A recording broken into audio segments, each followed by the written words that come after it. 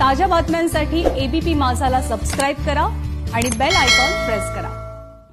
आणि यानंतर एक महत्त्वाची बातमी हाती येते जालन्यातून। जालन्यातल्या मंठा अर्बन कोऑपरेटिव्ह बँकेवर आरबीआयने 6 महिन्यांसाठी निर्बंध घातलेले आहेत।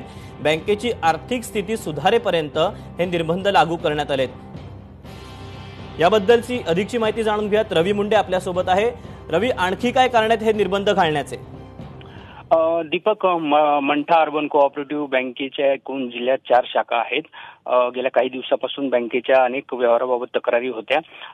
एनपीए वाढल्यामुळे बँक ही दिवाळखोरीत जातीये अशा अनेकांच्या त्या तक्रारी होत्या। त्यानुसार रिझर्व्ह बँकेने काल नोटीस पाठवून म्हणजे आदेशच दिले रिझर्व्ह बँकेने की एकूण 6 महिन्यांसाठी पुढील आर्थिक सुधारणा होईपर्यंत बँकेचे हे निर्बंध असणार आहेत। ज्या काळामध्ये कुठलीही मुदत ठेव स्वीकारण्यास, एखादे कर्ज वाटपास किंवा कर्ज नूतनीकरणास निर्बंध असणार आहेत।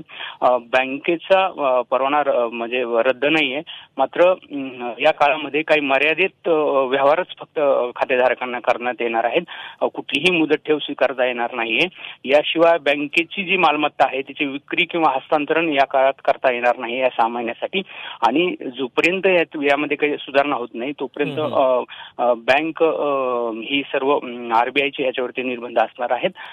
यामुळे खातेदारांमध्ये मात्र गोंधळ उडाला दीपक। आज सकाळपासून ही सगळी चर्चा जिल्ह्यामध्ये पसरलेली आहे। एकूण 4 शाखांमध्ये कोट्यावधी रुपयांची गुंतवणूक खातेदारांची आहे आणि अशा अवस्थेमध्ये आता काही मर्यादितच व्यवहार या ठिकाणी होणार आहेत। त्यामुळे खातेदारांमध्ये मात्र निश्चित या आरबीआयच्या आदेशामुळे गोंधळ उडाला आहे दीपक। रवी, धन्यवाद दिलेल्या माहितीबद्दल।